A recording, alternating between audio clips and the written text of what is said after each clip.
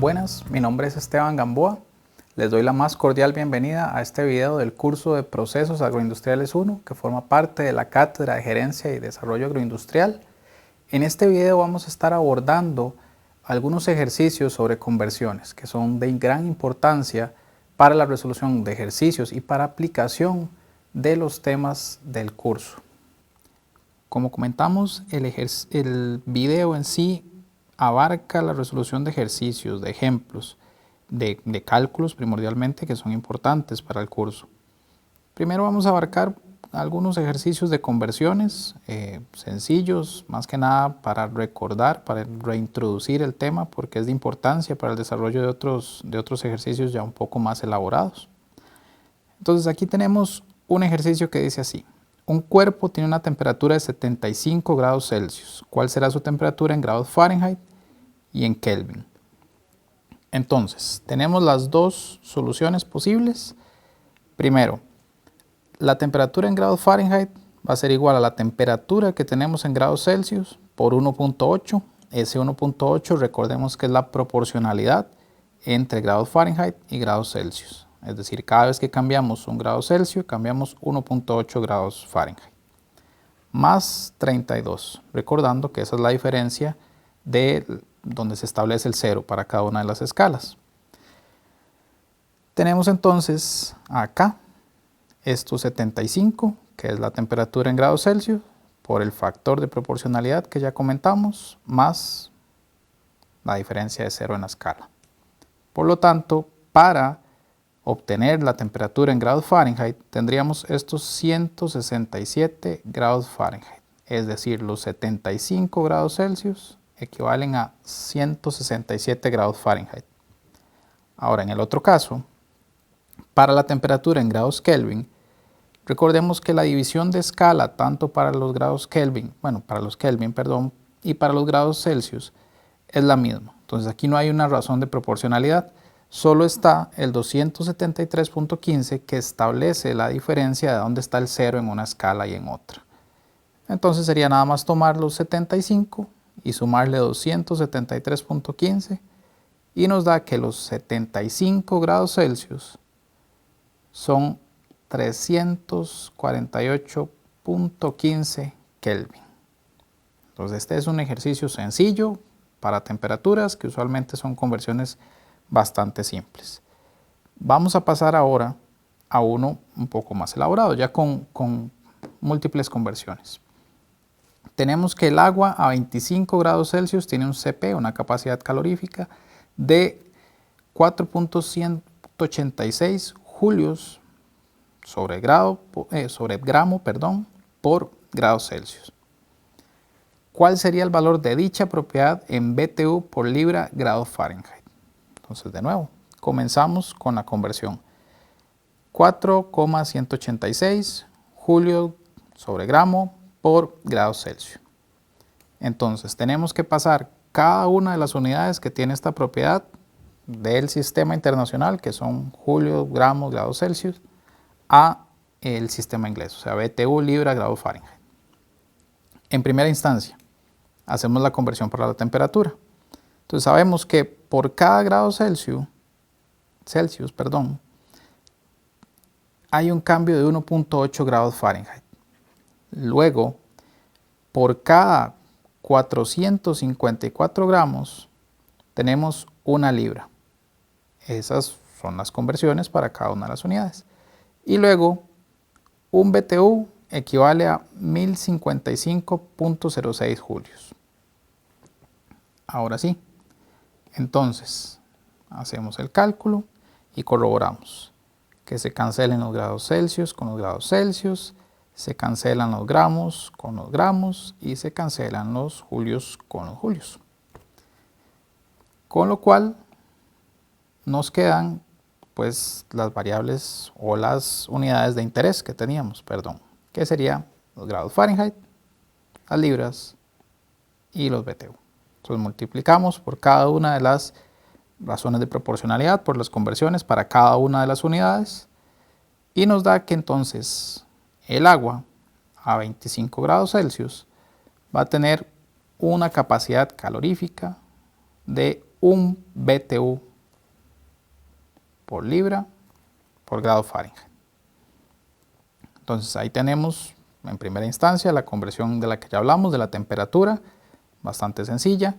Luego esta de acá, que es una ya un poco más compleja, ya hay que contemplar las posibles variaciones y equivalencias de distintas unidades.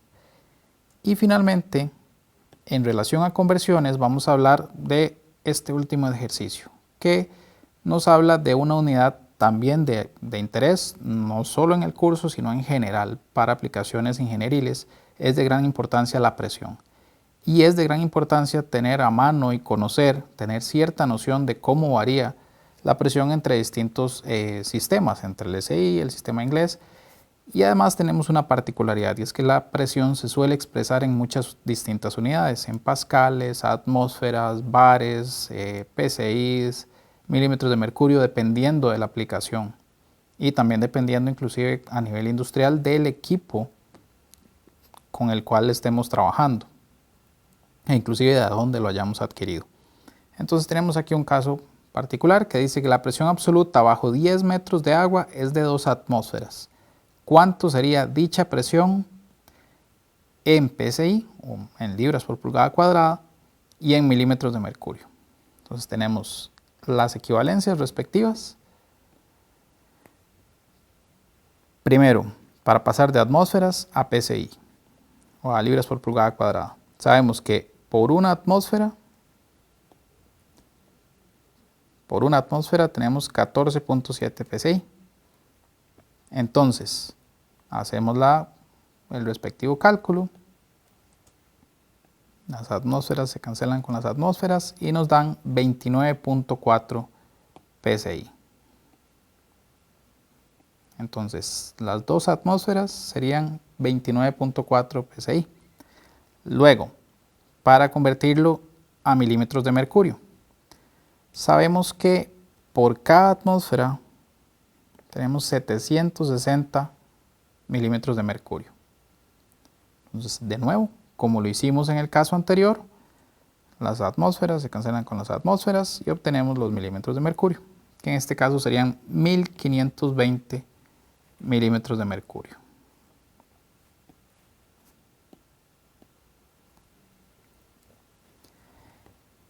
Ahora, a continuación, pasaremos a resolver ejercicios con aplicaciones ya de mayor interés, de mayor, ¿cómo decirlo?, con mayor elaboración en cuanto a cálculo, siempre tomando en cuenta que puede ser que algunos aspectos sobre conversiones que acabamos de resolver sea necesario incorporarlos. Entonces siempre hay que tener en cuenta que una conversión puede ser necesaria para resolver algún ejercicio. Uno de los primeros ejercicios que vamos a resolver con un poco más de elaboración en los cálculos es este sobre concentración. Vamos a determinar la concentración de cada uno de los componentes en fracción másica y fracción molar de una mezcla compuesta por 90 kilogramos de nitrato de potasio, 18 kilogramos de carbono y 12 kilogramos de azufre. Entonces procedemos a la solución. Vamos a necesitar entonces, para resolver este ejercicio, vamos a trabajar con una especie de tabla. Vamos a hablar de los componentes que tenemos.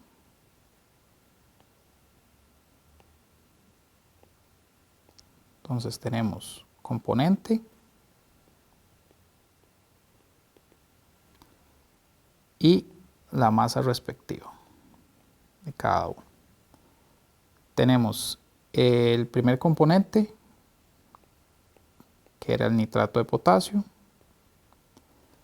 el segundo componente, que era el carbono, y el tercer componente, que era azufre en su estado natural, que es SO8.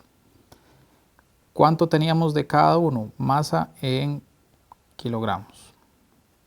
Teníamos de nitrato de potasio 90 kilogramos, de carbono 18 kilogramos, de carbono, carbón, como lo quieran llamar, y de azufre 12 kilogramos.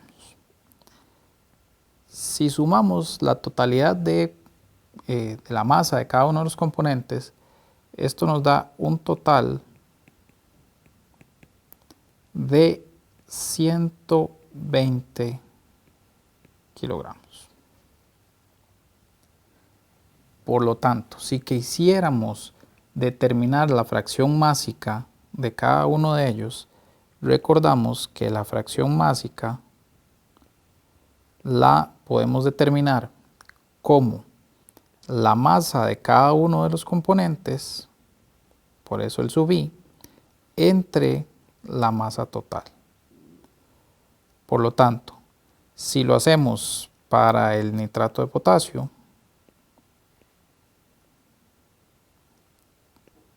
tendríamos que la masa del nitrato de potasio son 90 kilogramos entre los 120 kilogramos. Eso nos va a dar una fracción másica. Esta fracción másica en este caso nos da de 0.75. Entonces lo vamos a ir enlistando aquí. Fracción másica para el nitrato de potasio, 0.75. Ahora, hacemos lo mismo para el carbono. Para el carbono, ¿cuánto teníamos? 18 kilogramos entre 120 kilogramos. Y esto nos da 0,15. Entonces la fracción másica para el carbono sería 0,15.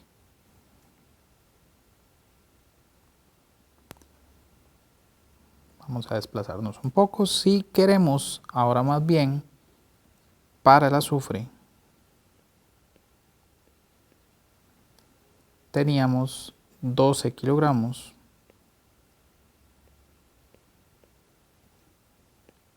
entre 120 kilogramos, que era el total, y esto nos da 0.10. Lo anotamos aquí, 0,10. Como corroboración final podríamos pues hacer la suma de todas estas fracciones molares y nos tiene que fracciones másicas, y nos tiene que dar 1, como es este caso. El total, la suma de ellas 3, nos da 1. Ahora, para determinar la fracción molar, en primera instancia tenemos que pasar estas masas que tenemos en kilogramos, las tenemos que pasar a moles. Y para ello, recuerden que requerimos los pesos moleculares de cada uno de los componentes, que los vamos a anotar en gramos por mol. Entonces, para el nitrato de potasio, tenemos que su peso molecular es de 101,10 gramos por mol. Para el carbono, 12,01. Y para el azufre, en su estado natural, que es con 8 átomos, por eso el S8, es de 256,48 gramos por mol. Entonces, ya obtuvimos las fracciones másicas, tenemos los pesos moleculares. Ahora procedemos, vamos a borrar esto por acá y vamos a proceder a, ya el procedimiento como tal ya lo vimos, ya lo cubrimos, y procedemos más bien a determinar los moles de cada uno de estos componentes, porque para determinar su fracción molar necesitamos conocer cuántos son los moles de cada uno, como ya habíamos mencionado. Primero, recordamos que si queremos obtener los moles de algún componente o de alguna sustancia, Si requerimos los moles de alguna sustancia, podemos expresarlo o determinarlo, si conocemos la masa, como en este caso, como su masa entre el peso molecular. Ahora, ¿cuál es el detalle? Tenemos los pesos moleculares en gramos y las masas en kilogramos. Entonces, aquí lo más idóneo sería convertir las masas de kilogramos a gramos. Entonces, en primer caso, vamos a resolver para el nitrato de potasio. Su masa es de 90 kilogramos. Esos 90 kilogramos los vamos a pasar a gramos para que sea consistente con el peso molecular que tenemos. Entonces, sabemos que en 1 kilogramo hay 1000 gramos. Como ya les comenté, también hay que tomar en cuenta que pueden aparecer conversiones en otros ejercicios, como es el caso. Y esto nos da pues 90.000 gramos. Y ahora, si queremos determinar los moles, sería tomar esta masa que acabamos de determinar acá, los 90.000 gramos, entre su peso molecular, que anotamos acá arriba. Entonces, estos son gramos, que es 101.10 gramos por mol. Que se van los gramos con los gramos y nos quedan los moles. Esto es igual a 890.2 mol. Entonces vamos a proceder a anotarlo por acá arriba, en la otra columna adicional. Entonces los moles, ya acabamos de calcular los de nitrato de potasio, que son 890.2. Vamos a borrar por acá para que no nos genere ninguna confusión.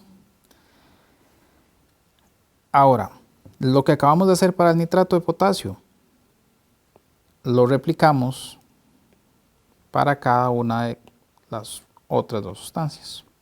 Entonces, para el carbono, su masa es de 18 kilogramos, que lo vamos a convertir a gramos por la misma metodología que ya seguimos.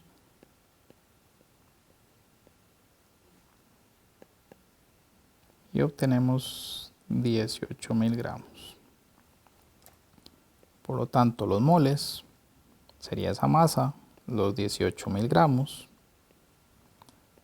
entre el peso molecular que habíamos anotado de 12.01 gramos por mol, lo cual nos daría una totalidad de 1498.8 mol. Entonces venimos y lo anotamos aquí. 1498.8. Entonces ya lo hicimos para el nitrato de potasio, ya lo hicimos para el carbono, lo hacemos para el azufre también. La masa que teníamos, 12 kilogramos.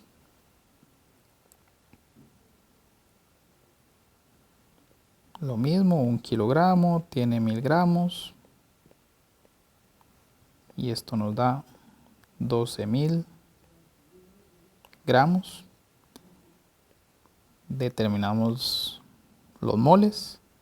Serían los 12.000 gramos entre el peso molecular que habíamos anotado, 256.48 gramos por mol. Eso nos da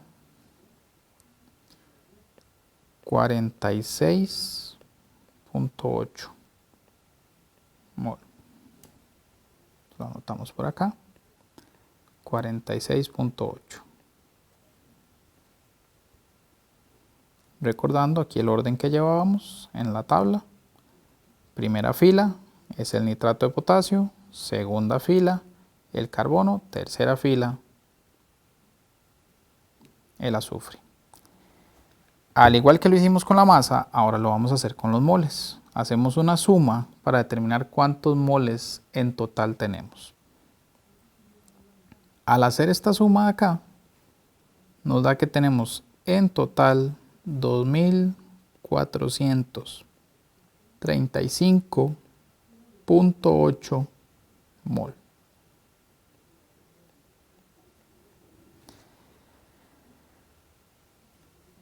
Y por ende, podemos proceder a calcular la fracción molar. Acá la fracción molar la vamos a denotar con una X. Vamos a borrar por acá los cálculos previos que hicimos para determinar los moles. Ya seguimos el respectivo procedimiento. Ahora lo que nos interesa es calcular cada una de las fracciones molares. Las fracciones molares, si recordamos, las podemos expresar como los moles de cada componente entre los moles totales. Por lo tanto, si lo hacemos para el nitrato de potasio, serían los moles que tenemos de nitrato de potasio, 890.2, entre los moles totales, que son los 2435.8.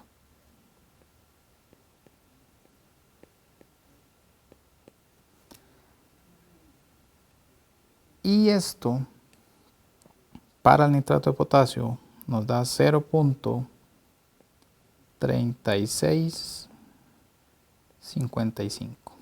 Entonces lo anotamos por acá, 0.3655.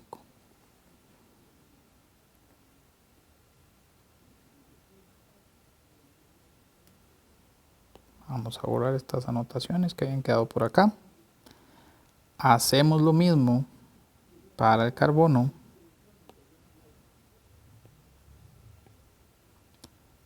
Y aquí en este caso la fracción sería los 1498.8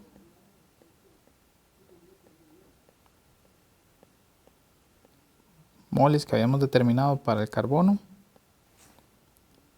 entre 2435.8 que eran los moles totales.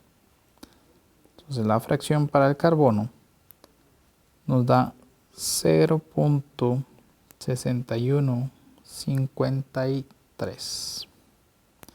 La anotamos por acá también, 0.6153. Finalmente, vamos a calcularlo para el azufre. De nuevo, la fracción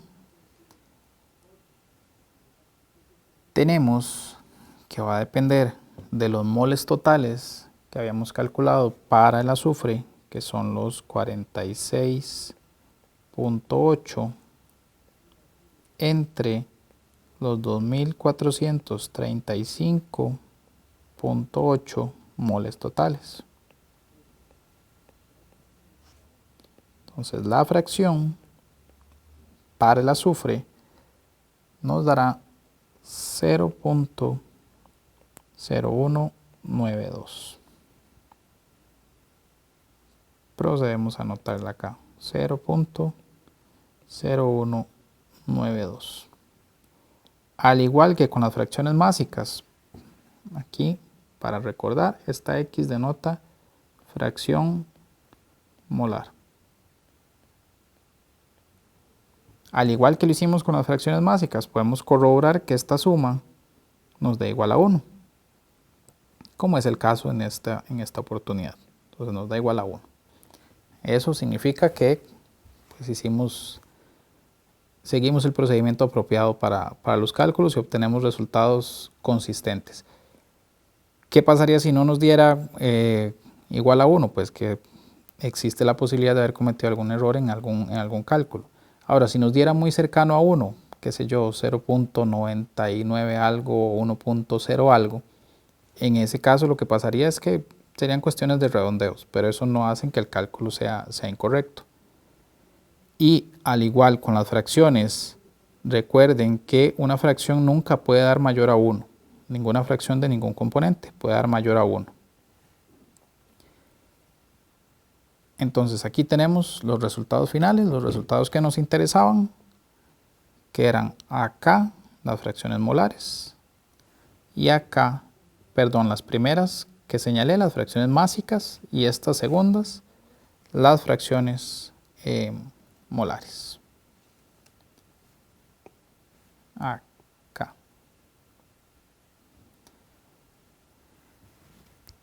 De nuevo, recordar que las fracciones no pueden dar mayores a una unidad, o sea, no pueden dar mayores a 1, porque eso no tendría sentido desde el punto de vista de una mezcla.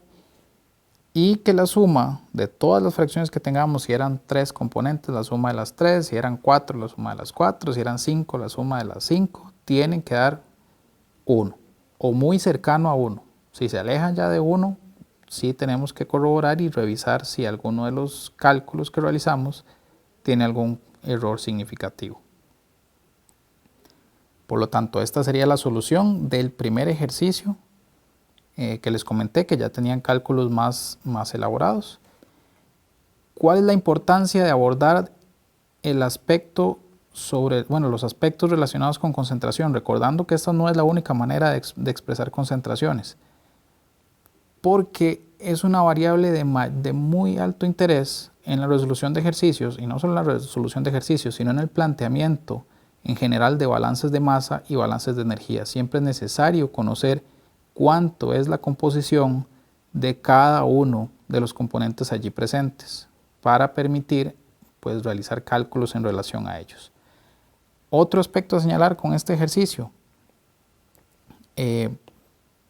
otro aspecto de importancia, vean que cuando tenemos una fracción másica, como en este caso la del nitrato de potasio era la fracción másica más alta, eso no implica que nos va a dar también una fracción molar más alta. Vean que en este caso la fracción molar que obtuvimos más alta era para el carbono más bien. Entonces no esperen resultados equivalentes, no esperen que si una fracción másica nos da la mayor de la mezcla, se vaya a replicar el resultado. Bueno, replicar no, se vaya a guardar semejanza en el resultado para la fracción molar. Eso va a ir muy en función de esta variable que teníamos aquí, del peso molecular de cada una. Vean que el del carbono es significativamente bajo en comparación a las otras. Eso hace que obtengamos muchos moles de carbono y que nos dé por ende una fracción molar pues bastante alta en comparación a las demás. Por lo tanto, esto sería lo que nos interesaría con este ejercicio en particular, recordar aspectos también sobre concentración, porque nos da pie y nos permite resolver con mayor eficacia ejercicios relacionados con balance de masa y balance de energía, bueno, balance de materia o de masa, como lo queramos llamar, y balance de energía, que es a lo que vamos a seguir a continuación. Con esto damos finalización a este video, esperando tanto de mi parte como parte de la cátedra que sea de su mayor provecho para el desarrollo de los contenidos del curso y su aprendizaje.